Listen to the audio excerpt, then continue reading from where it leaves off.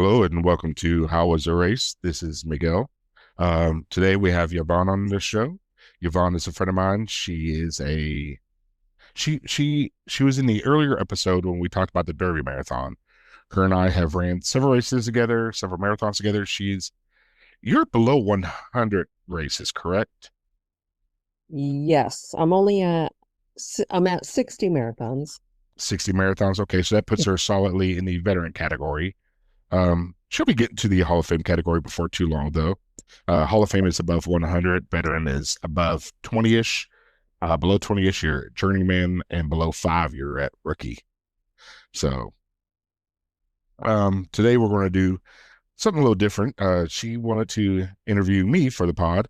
So I figured this will most likely be the last episode for the season. I'm gonna try to do about 20 week seasons. I was trying to do 16-week seasons, but that just didn't work out this first season.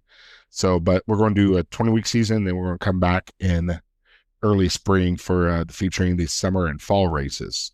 Um, well, other than the Jack and Jill that I've already featured last week, that's a summer race. But anyhow, we're going to be coming back in the early spring for other races. So be sure you're like and subscribe. That way you get that notification when we come back in the spring. If you don't like and subscribe, or if you don't subscribe, you will forget to register for a race and you will show up on race day or at the expo and not be able to pick up a bib. That's wrong. Uh, So, Yvonne, the microphone is yours. so I thought it would be kind of fun to do something that I was like, all right, why don't we do flip the script? Since Miguel's interviewing people, and I feel like everyone's, myself included, everyone knows Miguel, but I don't know, do we know Miguel? Uh-oh. No. I just thought it would be fun just to kind of interview him and kind of get a sense of, who he is, how he has so much enthusiasm for running, how he handles his, I'll say, quote, nutrition on the races, because that's pretty insane. And it'd just be something fun and a little different and give insight into other different racing strategies and running strategies. Good. So with that, Miguel, how many marathons have you done so far? I have done 30 marathons. 28 of those were official marathons, and two of them are what's considered a fat ass marathon. Um, the fat ass marathon it's now they're called virtual marathons, but they used to not be called virtual marathons. You start out somewhere, trailhead, front door, what have you, and you start your watch and you run 26.2, and then you stop your watch and you have ran a marathon. Um, I've done so it's 28 and 30. 28 and 2 makes 30 as of this recording. I have another one coming up in 2 weeks. So in the middle of December, I have one coming up in Huntsville, Alabama. And then I've ran 51 or 52 half marathons. Um, I don't count virtual half marathons in that category. I do count them for states I've crossed off, oddly enough, but I don't count those for number of completed because when I was training, when I was in my best shape for training, I'd run a half marathon as part of my training runs. So it wasn't something that I considered as a virtual race.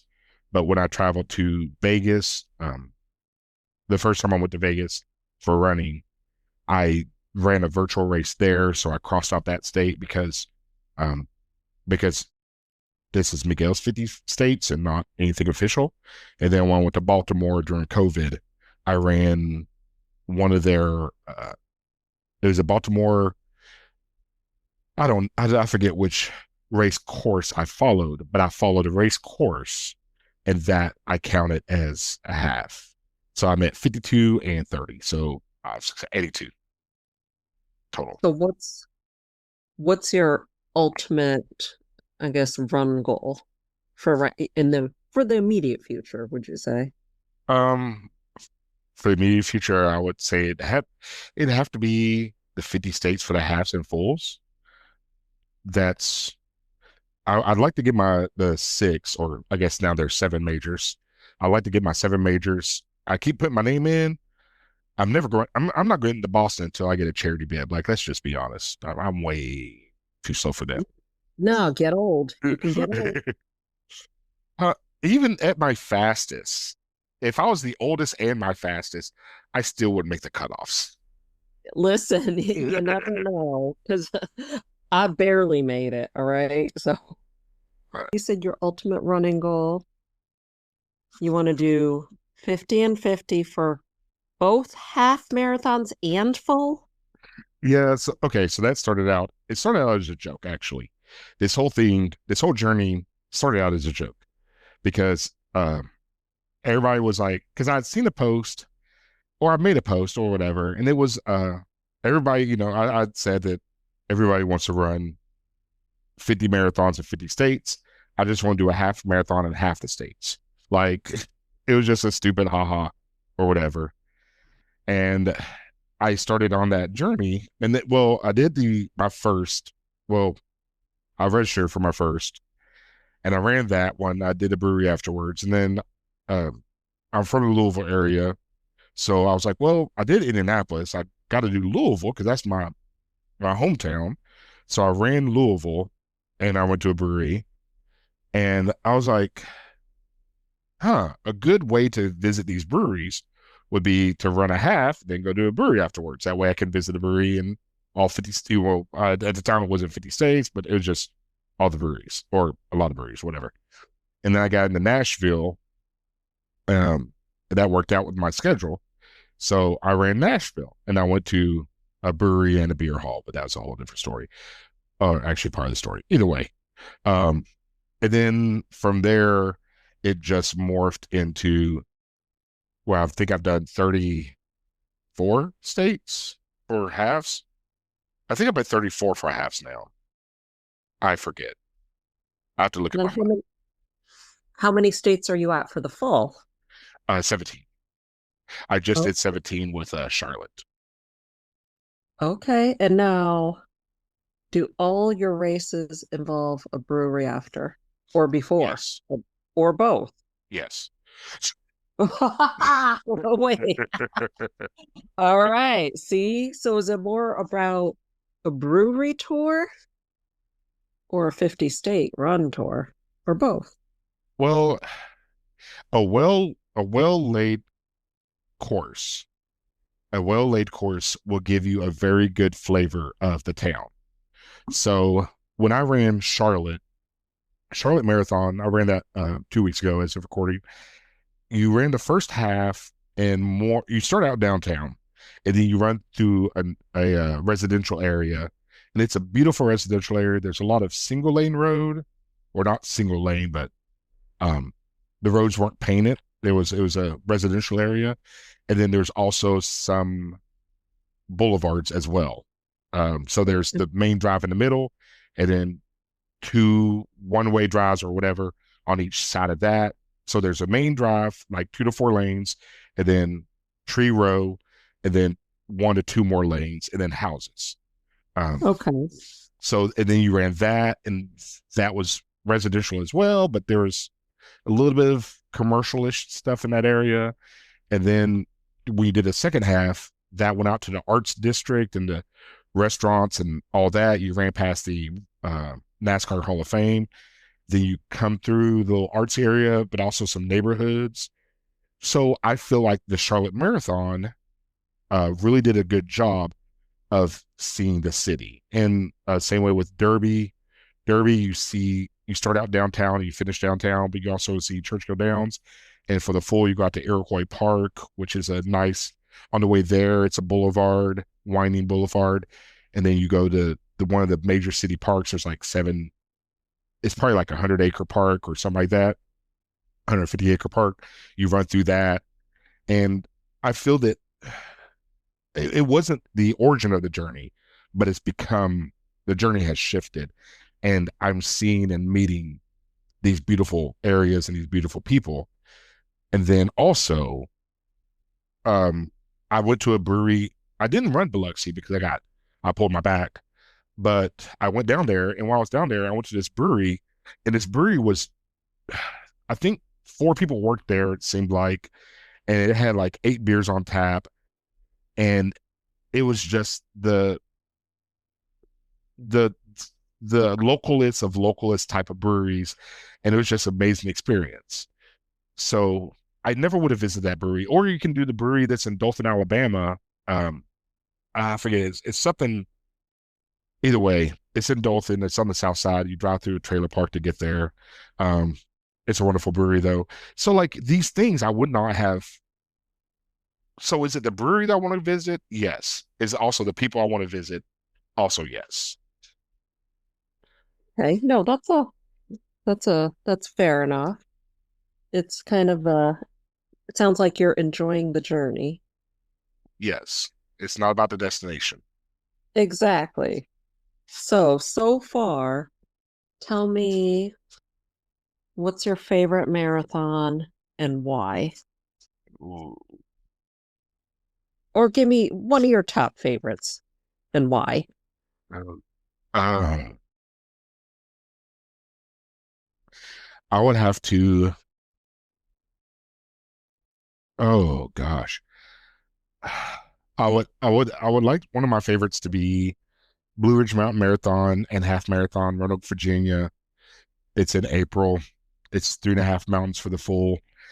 It's a wonderfully hard race, but it's you run along the Blue Ridge Parkway, or you cross over the Blue Ridge Parkway, or something like that, and you the views to the mountains are just beautiful. The town comes out, the city comes out, and it's supportive. The expo is really nice. I like the expo, and the post race area is very welcoming. It's very they have food trucks. They have an ice cream truck, and you get like a free ice cream bar, and Ooh, you have a choice. It's not just, here goes your one free ice cream bar, like it or don't. It's, oh, can I get the strawberry shortcake? Yep, here you go. And then that night, it's part of the Freedom First, which is their local credit union or bank. I think it's a credit union. And they have a concert that night. And I believe one year they had Three Doors Down wow. or some other of that style of band from the early aunts. Okay. So they have bands that you would recognize possibly, and it's a nice the whole thing, and then the whole thing with that race is really nice. If I had to put one race, that would probably be just as far as the course and the city and the from it's a Saturday race. So from Friday midday to Sunday when you leave. So over that 48 hours, I would have to say that'd probably be one of my top races. Damn, that's awesome. Is it easy to find somewhere to stay near the start line? Yes, yes, there is. There's several hotels. They're nicer hotels. Fortunately, unfortunately, like they're not. It's downtown Roanoke, and they have several nice hotels that are going to be. They're not Motel 6 prices. We'll say that. I was going to ask you, is it affordable? Because I feel like that's important with doing so many races too, you know? I would say if you're doing it solo, it would not be well. If you make, I don't know everybody's disposable income, your DI, but for the average person, I would think it'd be if you're only doing one that year or one in the spring, it would be affordable. For a good chunk of marathoners, um, the average income of marathoners back in 2015 was around 80,000, I think it was. So Okay. that's what I put as a standard. We're not whatever. Yeah. Um, I gotcha. yeah. So I would say it would be affordable if you're doing one. If you're doing, there's friends of ours, you and I both know. that do 20 a year or 15 a year. They most likely aren't staying unless they're paired up with somebody, one or two or three people, other people. So four total, they're probably not staying there. Yeah, no, I gotcha. Well, so now tell me what race, either half or full, has had the best post-race food. Chickamauga Battlefield, Fort Oglethorpe, Georgia, 15 minutes from Chattanooga, Tennessee. Final answer. Oh, all right. What did they have? Because I know you mentioned it before, and I've never done that race. They had banana pudding that tasted very close to my mama's. They had um, what did they have? They had banana pudding. They had moon pies because moon pies are from Chattanooga, Tennessee, which is like What? I said, 15 minutes away, 10 minutes away. I They thought they were had from Alabama. no, Okay. no, they are from Chattanooga. Okay. Um, I just remember the banana pudding so much, but I want to say there was like stuffing. I want to say there was like some turkey or something. I, yeah, yeah. It was wild. It was like going to Sunday dinner. Well, but that's how it should be. I like that. Yes, it was a great, and they had I went to the pre-race meal. They had a spaghetti dinner the night Okay. before, and that was nice. It was held in it was held in a church basement, and they had a band like a bluegrass band or a string band, like a jug string. I forget what it's called right now. Either way, they had like a bluegrass style band playing, and they were dressed up in I think Confederate soldier like Huh. attire, which as a northerner, and also my name is Miguel, was slightly different. Kind of weird. But I mean, like they weren't. Yeah, they were. It was a band, and they were just playing music, and it Hmm. it was a fun time. I met Sergio there. I don't know if you ever. He's from that area. He runs. Are you familiar with the 500K? No, what's that? Okay, there's the Vol State last 500K, and every year it's the last aim. Every year it's a 500K race roughly that ends in Chattanooga, Tennessee, I believe.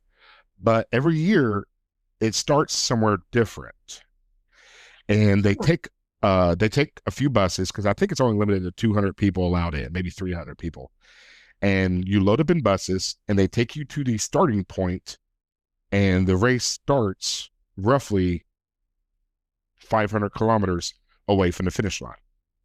And one year it Weird. started in Missouri. Another year I think it started in North Carolina. Um, and it's the Vol State last annual 500K. But Sergio, he was an older gentleman. Well, he still is an older gentleman. He was probably in his early 70s when I met him back in 18. And last I saw in 23, he was still doing. I think it was 23 or 22. He was still doing the Vol State. But I met him at Fort Oglethorpe, the pre-race dinner. Oh, that's cool. So now I think that reminds me of something because I want to say that you told me you ran with Raven and who's that dude from Florida. And I don't remember what Raven did. I remember I read his book, Uh, but he he runs 8 miles every day, Fifth Street Lifeguard Station, 5:30 standard time, 4:30 daylight savings time, every day since New Year's Day, 1978. and where in Florida is it? South Beach. You run South Beach, starting at the Fifth Street Lifeguard Station. So Okay. if you take there's a bridge or whatever they call it something Causeway, I think. You take the Causeway over from Miami to South Beach, and then if you take that road if you continue on that road, you'll go straight to the lifeguard station. Um, it's Okay. right there. I mean, there's a berm, of course, or whatever, but don't concern yourself with that. That's where it's located. And he runs one day he goes north, then south, and then back north, and the other day it's vice versa. And yeah, So how was the run when you ran with him? it was enjoyable. It was fun. My pace at the time was like a 9 minute mile, and he ran like 14-minute miles. Okay. Um, so it's not strenuous for most people, but it is on the beach. But it's the sand is kind of packed. So, or at least it was when I went. Maybe that's because it wasn't heavily used because I went in January. So there's not like a lot of vacationers and people, tourists, like playing on the sand. But yeah, And how was he is he an interesting person? yes. Interesting to talk to. He recalled a family of 6 from Terre Haute. And he's like, "Hey, Miguel, you're from Terre Haute, right?" And I said, "Yeah." He goes, um, "There's a family, a mom and dad, 3 kids, and a grandma. I think their last name was, I don't know, Jones. Um, they ran a lot. I think his name was, and he names them like the mom and dad and the kids and the grandma, or whatever. He's like, "Do you know them?" I was like, No, no. When did you run with them?" He's like, "Oh, it was about 4 years ago." I'm like, what? I thought you were going to say you knew them. Oh no, girl, I don't even know myself half the time. Listen, that would have been random though, right? Yes. You never know. So like if you ever go down there and run with Raven, pacing wheels, Miguel pacing wheels. Um, that was my because he gives everybody a nickname, and he'll remember your nickname. Damn, that's pretty impressive though, because he's got to be older now, right? I mean, Well, that was when I met him, 19. He wasn't as old as I thought he would be okay. because 78 was when he was started this journey. So I was like, oh, well, he's probably like 30 or 40 when he started this, New Year's resolution thing or whatever. And 78 to 19, that's 40 years. So he's got to be like 80. And I get there and I'm like, oh, he's not 80. I think he was like 60 or something at the time. So, like, I mean, he's not 20 by all means, obviously, but he's not, I guess, I'd probably put him somewhere around in 19. He had to be like 60 ish. So I guess now it's been 6 years. So 65, 68, maybe. Okay, and is from what I remember, I've read the book, I don't know, years ago, but doesn't he wear one glove? Yes, he wears one glove and he wears Army Ranger shorts. Was there a reason? Do you remember? He, from what I remember, he found a glove while running one day and just kept wearing it. And as far as why he only wears the Ranger shorts, your guess. I mean, it might be in the book. The book, by the way, is called Running with Raven. Yep, okay. Um, there might be a reason why he wears those Army Ranger shorts. I don't know. Okay, just wondering because I didn't remember. Yeah. So tell me, where's one of the more interesting places that you've gone to that's kind of surprised you? Like you already had a preconceived notion of what it would be like, and it was totally different. Oh. Um. Okay. Well, when I went to Buffalo, New York to run the Buffalo, I ran the half. I ran the first half of the Buffalo Marathon as a pacer. So I ran the half. I ran the half marathon, but whatever. Um, we stayed outside the city of the Buffalo proper. Um, the hotel and everything that we stayed at was a lot.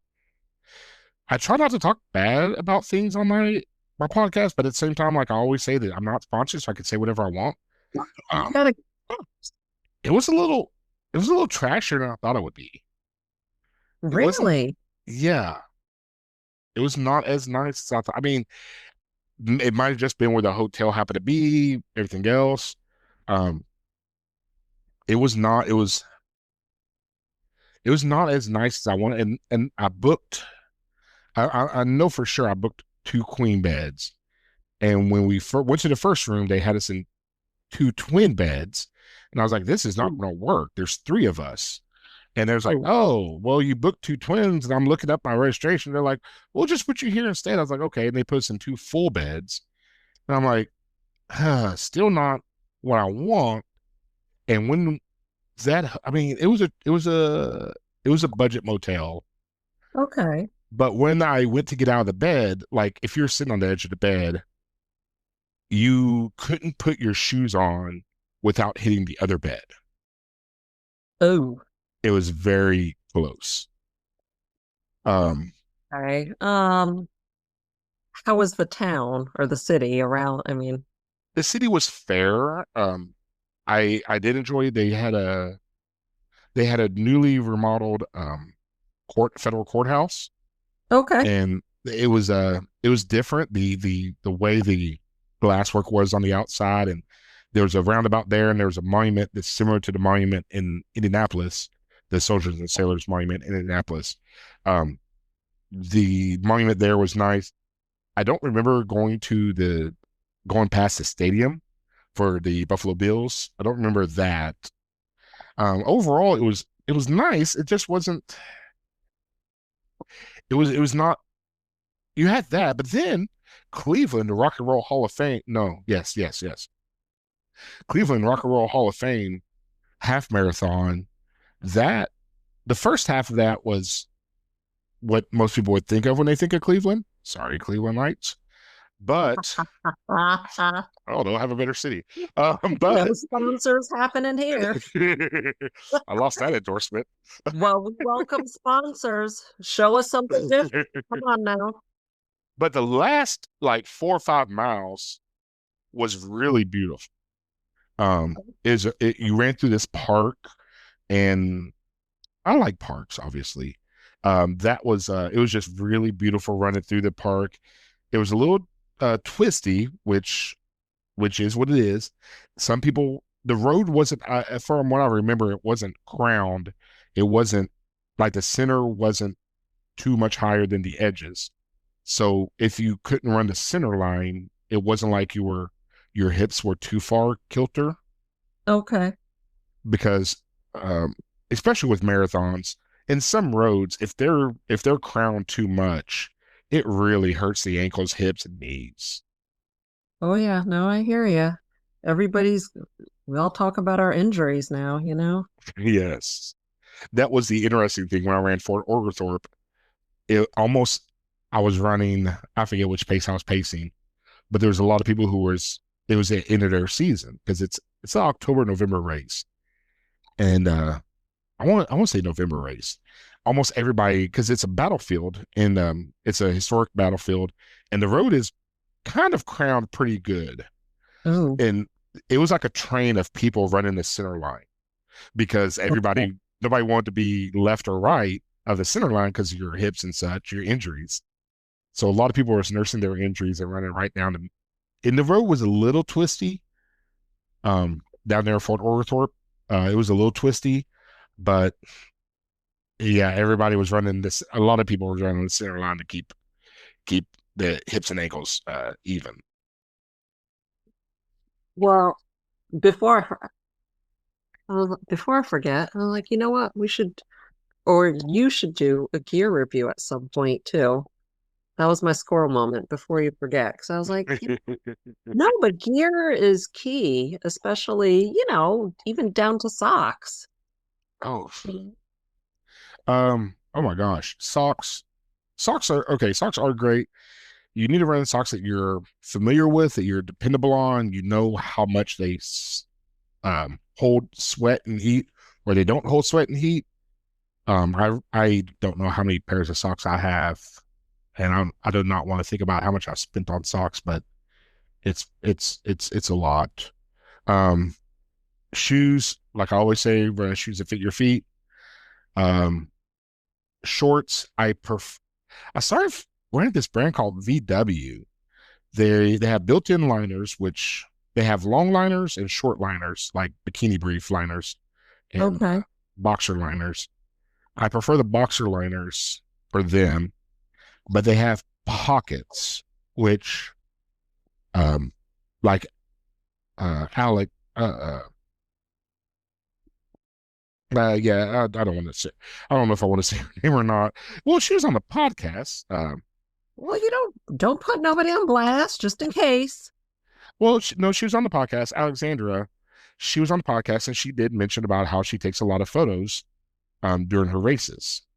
Oh, okay. So I started running in.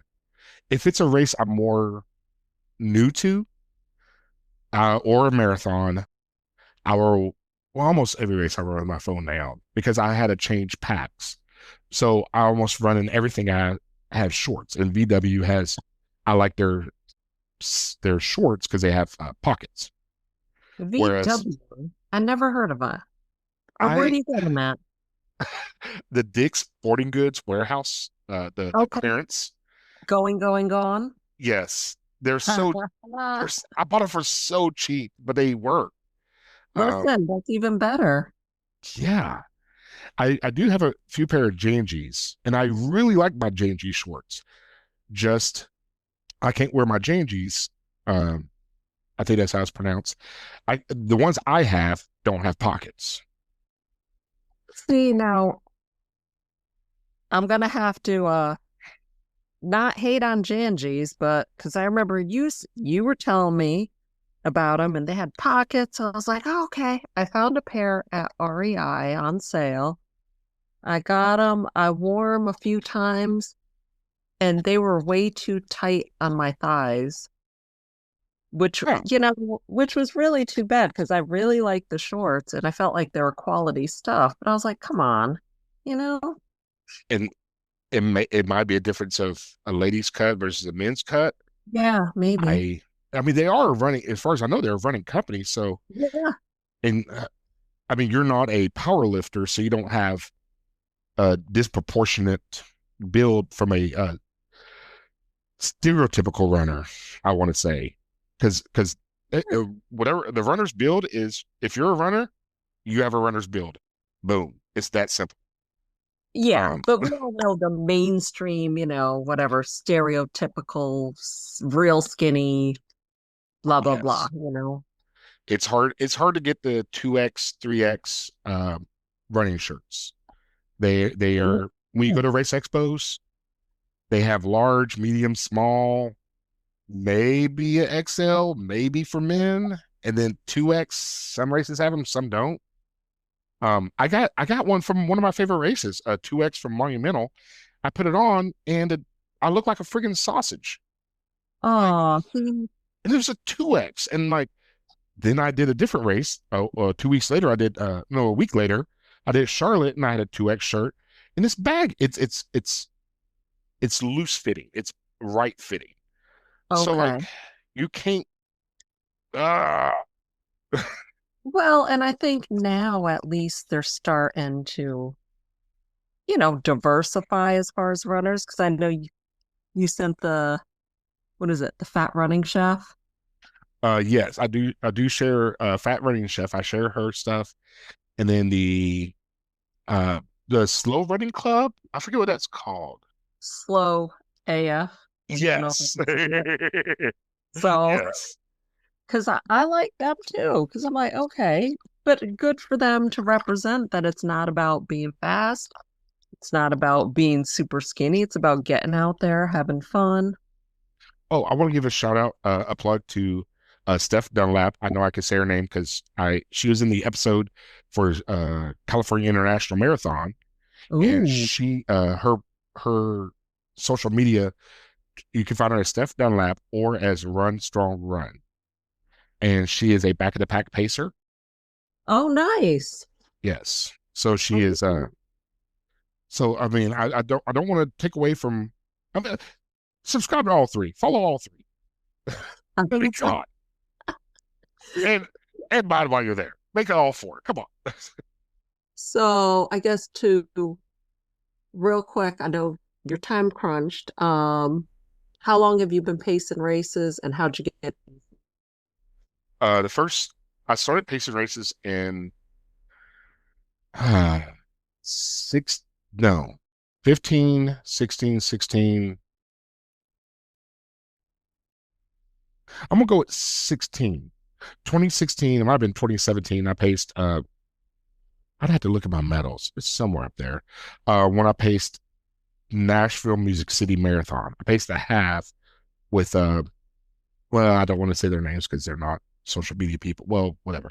I don't have the I interviewed Sarah for Marshall Marathon, and Paul, I have not interviewed him yet, but I want to because he did Monumental. That's who I was. Okay, sorry, I'm back in. Um, Or it started out because I'm a cheap bastard. Uh, it we turns all out are. Pacers get in for free, as you know, but for those that don't know, Pacers get in for free. And every race that you do, there's different perks. Sometimes you get a free bib, sometimes you get a free bib and a shirt. Sometimes you get a free bib, a shirt, and maybe a special medal like you do for a vacation race series. You get the finisher's medal that everybody gets, and you get a Pacers medal as well. I never got one. For vacation Which races, which race? vacation races. Okay, because I've never gotten a pacer medal before. Have you done Knoxville? No, Smoky Mountain, they call it. No, Zion. no. Oh, wait a minute. You mainly do fulls though. Yeah. I don't know if they even do fulls for vacation races. You know what? I don't think they do for some. Yeah, I don't think they do. So that's what got me into pacing was well actually it wasn't that I could get a free entry. I'd already signed up, and the lady was like, "Oh, I'll send you a comp code." I was like, "Oh, I'm already registered." She goes, "Oh, I'll just refund you your money." I was like, "Huh?" Oh, that's awesome. So then after that, um, I've continued pacing. I do enjoy pace, but it's don't get me wrong, the money and the perks are definitely a plus. However, I'll being part of the running community in a way that I can help, and sometimes it's just taking somebody through a dark spot. They're not having a good moment. They're having a bad mile, a bad minute, a bad whatever. Taking them through that bad minute is very nice. Being able to bring somebody through. I was pacing people when I did Chicago Marathon in 21. I was in the pacer. I was just running for funsies, and I ended up having a group with me. Um, I've done that for like 4 or 5 races that I've just run it in on my own, and I end up having a pacer group, like because it just happens. So that's how it started, and then now it's continued because it's really a great, enjoyable way to give back, and then also, which don't get me wrong, runners, if you see pacers, come on over, check us out. We're usually very social. Um, if you see me, my God, but we like to. We're especially marathoners. It's a small group of us, so when we travel, there's that community of, oh, hey, Jill's going to be there, or Peter's going to be there, or Yvonne's going to be there, or Heidi's going to be there, or and Sarah's going to be there, or this, that, the other. It's a community that is really it's so enjoyable. No, it is an amazing thing. Well, and I guess let me see. I did have a bunch more questions, but I'll see one more question. How old were you when when you really started running distances and what got you into it? Um, okay, well, okay. So the first one I started training for was a 10K is back in 15. No, yes, it's 15. Uh, 2015. It was mainly I didn't have a lot of time to work out or whatever, but I could get, and I didn't have a lot of, at the time, we were trying to get debt free. And so I didn't want to spend money on a gym membership, but I did want to get more of a workout in or some type of workout in. So I started running for that. And I was 15, I think, and I was on 15. It was when I ran my first uh 10K, I believe. It might have been 14. It might have been, it was 14. It was four, it was 14. So that would have put me at 31 was when I started this running journey. Okay, all right. No, that's So awesome. yeah, Wow. I'm a fast talker, as you probably. I get excited. I get antsy in the pantsy. So my Yeah. responses come really. No, that's good. All right, so I think we should do a round two at some point of flip the script. I agree. It's because I'm always asking, and the people I interview, like you said, I have you on my show, and you and I have met many times. We've faced. Well, we met in Hartford. We met in Louisville. We met somewhere else, I thought. Chattanooga. Yes, Chattanooga. So we've done, those, and then like Jill and Dan. Um, I've ran with them several times, hung out with them. Janelle, I've met up with her several times. Um, there's almost everybody on my show, almost everybody I've hung out with several times, and they know me, and somehow they still talk to me. So Keep coming back, man. but for punishment, I guess. Uh, so there's a lot of things you know, I've never thought that people would. Yeah, it's my journey is a little different. Everybody has their own journey. Well, yeah, and I think that's the thing that I really like about running in that it does bring people together and we I think, form more of a bond over the miles because, you talk about anything. Yeah, and there's oh my gosh, yeah, you do. And there's people I've met on the course that I'm still friends with to this day, and or I meet them after the race, and I just have a medal and they have a medal, and we end up chatting and having a good time. And the wearing that medal all day, just or even for the weekend, because I've seen some people next morning at brunch they're still wearing their medal, which by all means go ahead and rock it. No, it's an amazing accomplishment, when you think about it. And Yes. to keep doing it over and over again, it's like, what the hell, It's like, all right, yep, let's do it again. Yeah, I forget the book. There's an author, I think he's on NPR, and he ran a marathon, and he spoke about how you'll run the hardest marathon you can run, and you'll finish and collapse or whatever, and one of your first thoughts is, I can run that fast, I can do it better, I can do it faster, I can improve. I mean, it's it's such a endurance event that we hate somewhat in the process or during training. But then as soon as you cross that line, or as soon as you see that the gantry and the finishing shoot, you're like, oh my gosh, this was worth it. Yeah, well, you think it's more mental or physical? Yes. Well, okay. The one thing that I always have is the marathons are easy. All it takes is all you have. And you say they're easy. Wow, I never heard that before. Well, I mean, I didn't say you had to do it in 2 hours, did I?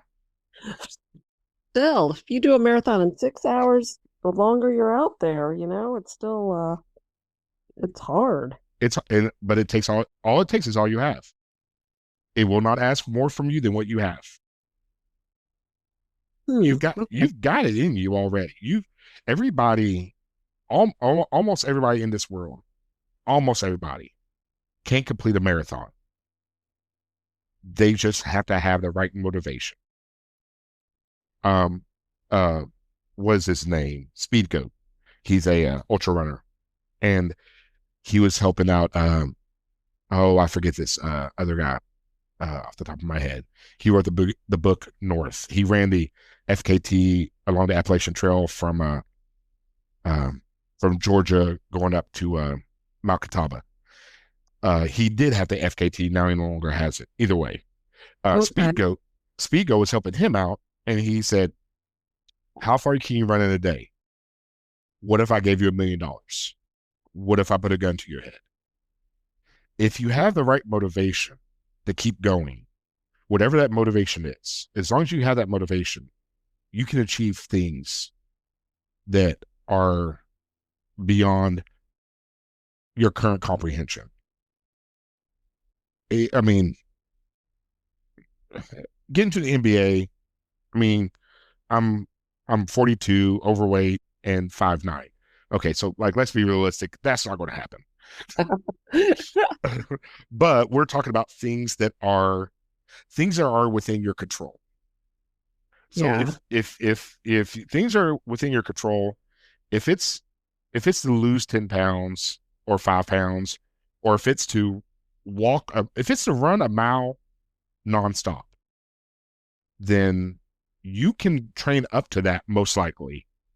It's just if you have the motivation. If your goal is to run a 5K or complete a 5K, nobody says you have to run the whole time. Nobody says you have to do it in 30 minutes. But if you have the Mhm. motivation, if you have the right internal motivation to complete that, then I believe that almost everybody, I mean probably 75% of the people could achieve these things if they wanted to. Yeah, no, absolutely. But I think having that desire, you know, like if you don't have that, it's sometimes hard to get that motivation. Oh, I agree. Oh, I agree. I mean, there's people that um they're not to get too philosophical, but they're in a holding pattern in life because they don't have the motivation to maybe go, read 12 books a year. If you know how to read, most likely you could read 12 books a year. But what is your motivation? If you don't want to run a marathon and you do not have the motivation to run a marathon, by all means, don't do it. If you don't want to do it, you don't have to do it. Nobody's making you do it. But if you want to do it, if you have that, if you see if you see that marathon, and you see that medal, you see whatever it is, and you want to achieve that distance, I believe that almost everybody could do that thing, could do that marathon. They just it's why do you want to now? If you don't want to do the marathon at all, well, the gun's going to go off. Everybody's going to start running, and you're going to be like, I don't want to do this. But if you want to do that marathon, if you want to complete that 26.2, then as long as you have water and some nutrition, knock it out. It might take you 6 7 hours, 8 hours. Nutrition. All right. All right, I gotta ask now. I thought it was my last question, but I gotta ask. What's Tell me your favorite pre-run meal. Ooh, my And favorite pre-run meal is going to not be. necessarily one you would recommend for others Oh either. God, I'll say don't that. don't do what I do. I, You'll die. all right, because I said it. I think it's called the All American Breakfast at Waffle House. I knew it. I knew you were gonna say Waffle House.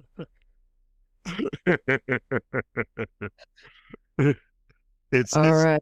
it's toast, sausage. I get the sausage, eggs. I get cheese, grits, which I might or might not eat, and I can't remember if it comes with a waffle, but I don't eat the waffle. Um, Well, you don't eat the waffle. Why? Really? I kind of race that day. Ah, ah, ah, ah. So I take the toast, I get cinnamon raisin bread toast, and I put the eggs and sausage and cheese on that, and I make that into a breakfast sandwich. And then I eat that breakfast sandwich, and then I have the grits on the side, which I might or might not eat. And then I get that with a coffee, and coffee helps move things along. And Got it. I move things along, and then I go and start the race. Nice.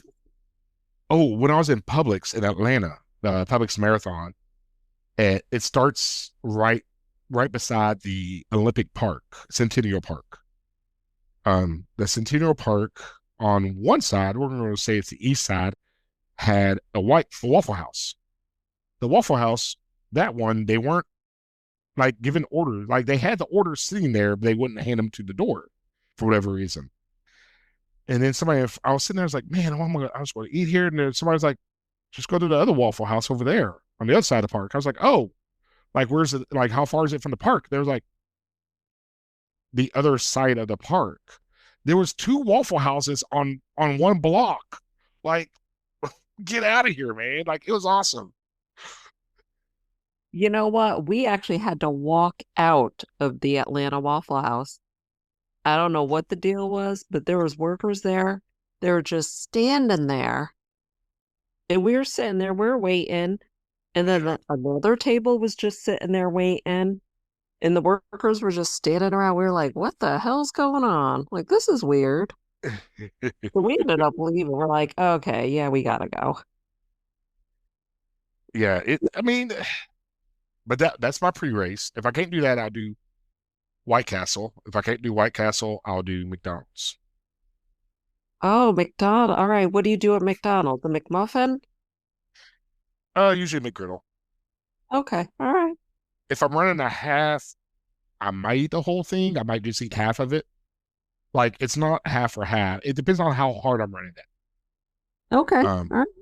I know even as hard as I run a marathon, when I did run the hardest, I needed the whole McGriddle.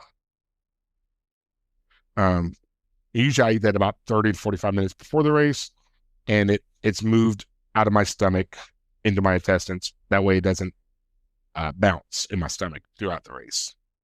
And you never had stomach issues for any of your races? Not, I'm trying to think back. Actually, none while I was eating Waffle House or White Castle. Wow. All right. Shout out. That sounds like a sponsorship coming down the pipe. Waffle House. I like it. All right. Yes, it is delicious. And honestly, I've never been to a White Castle. I said it. Um, Yep. there's there's a White Castle at Derby. There is? Yeah. Oh, Um, me and you didn't go there, but at the start, if you go to the starting corral, on your way to the corral, from the official race hotel, it's one block to the south. okay. All right. Well, maybe that'll be a not a pre, but maybe a post. Yes, it was it's pretty dope. If you never had Waffle House before or White Castle before, I wouldn't recommend it the morning of the race, but Yeah. my stomach handles it just fine. See, that's a true marathoner. You got to have the iron stomach. Serious. uh, yeah, that's. I mean, I will do if it's especially if it's a half. I have done a banana and the muffin. Before I did Little Rock, they didn't have. I was told there's going to be a breakfast thing for the Pacers, but there wasn't a breakfast thing for the Pacers. Oh, Um, so I mean, I didn't cry about it. It's life. Right across the street was a place called Hertz Donut. So I went over there, got me a donut, which I have eaten. Jill loves to tease me about that. I have eaten a donut during a race. A whole donut? I think I did. I Oh, think I only ate one whole donut. ugh. Jill and I were pacing, I want to say 5:30 or 5:45 um Derby back in 23. Yeah, yeah, Jill and I was 23. No, no, no. Yeah, yes. I think Jill and I was 23, and then Brandon and I was 24, I think. No, no, no. 24, I was by myself. So 22 was Jill, 23 was Brandon, 24, I was by myself, and 20, no, no, no. 24, I was with another pacer. She left me behind, which I fell apart. That was a year that two people died at Derby. 24. And then Ooh, 25, I was by myself the whole time. I was a sweeper. okay. Well, I was by myself as far as pacers go. I gotcha. Okay. Um, yeah, that was a wonderful race. No, Derby, one of my favorites. Shout Yes. out to Dallas. Yes. We'll be there again this year for those listening. Meet up after the race. We meet up at a place called Bluegrass Brewing Company. Um, it's BBC for short. Can't forget it. It's Fourth and Main. We meet there. I buy Derby pie for everyone. Um, some years I regret starting that tradition. Like, how much is that bill again? Whew. Hey guys, I gotta go to the bathroom real quick. Let's be right back. That is very generous of you. I love it though. It's what I do. It's my No, roots. yeah, no, it is good. And it's always, all right. Well, it was awesome. It was awesome talking to you today. Let me know when round two. Yeah, we'll probably wrap up the spring in a similar fashion. So because I'm probably going to record for I'll probably have episodes for February, March, and April. Hit those 3 months that'll give me and then April and then probably into May that'll give me 16 weeks for episodes. Bringing in the fall races, bringing fall races for people just to introduce them to get that out there, get more exposure to some of those other races, and hopefully help people decide on which race they want to knock out. No, definitely. So Definitely. That sounds like a plan. And then yeah, maybe if you want to do a more depth gear review or something, you know? I mean, I will get into because it's having the right nutrition with Mhm. you, knowing how much you need to carry, you know, and the factors. And I mean, the gear between different, because you're in the Northeast and I'm in the Oh, Midwest. I'm in the central northern Midwest. I ran yesterday. Yeah, I think it was yesterday of this recording, and it was 28, I believe, and it felt like maybe it felt like 28, but my beard was completely caked in snow. ah, God, it was, but I do have, I have enough gear that I can be comfortable in that weather. well, that's the key too. I mean, it like being in the Northeast, even yesterday I ran, it was cold and windy and I was freezing after, but having the right gear is just, it's amazing. But it takes years to build up to because it's so expensive to get all the gear. Good gear is expensive. And well, I feel like anybody can message me because I'll put you on to good gear for a lower price because I love a sale. Yeah. So I mean, no, seriously, I got a lot of gear. I got good gear that, but you get on sale and you can kind of stretch your money a little more. Yes. And nothing wrong with that because I mean it's money is finite. Yeah, and especially doing so many races and, Yes. And I feel like when you run, you become a gear hound and you just, oh, what's that? Oh, I need the, oh, that's no new gloves. Oh, okay, you know? Oh, gloves. Oh, gloves. Yeah, gloves, mittens, the ear band, hats, all that. I've started for my winter run, my for the races, it start out in like the 30s and goes up to like the 50s. I start bringing the jersey work gloves that you can buy like a 12 pack, 12 pair for like $12 or $20. Okay. And um and I start with those, and then when I warm up, I'll take them off and I'll hold them in one hand for like a mile to see how my hands feel. And if my hands feel good, I get rid of them responsibly by throwing away in a trash receptacle. You don't have pockets? Not always. If I if Mm, I'm in if I'm in shorts that have pockets, but sometimes having that bulge in the side of my pants, I know. it's they're they're they're $2 a pair. I'm too cheap. I can't do it. And then I feel like that's wasteful then. If I could give them to somebody, all right. You know, I know it's weird.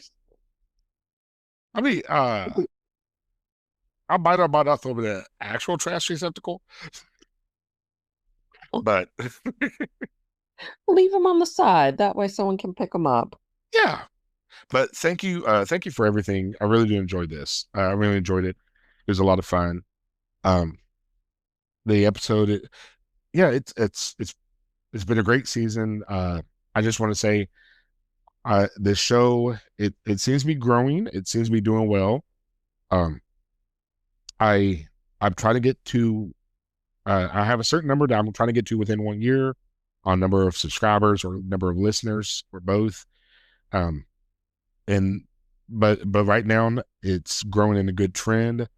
Um, and I'm really enjoying it, and I'm really enjoying getting being able to contribute to the running community in another form than just pacing or working expo booths, but also you know helping you all decide.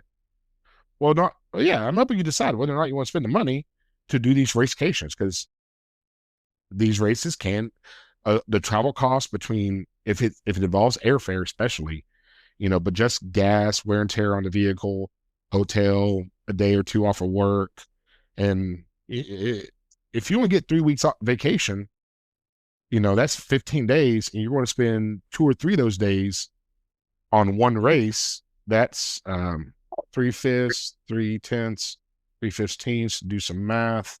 That's 1/5. That's 20% of your vacation time dedicated to doing one or centered around going to one location for one race.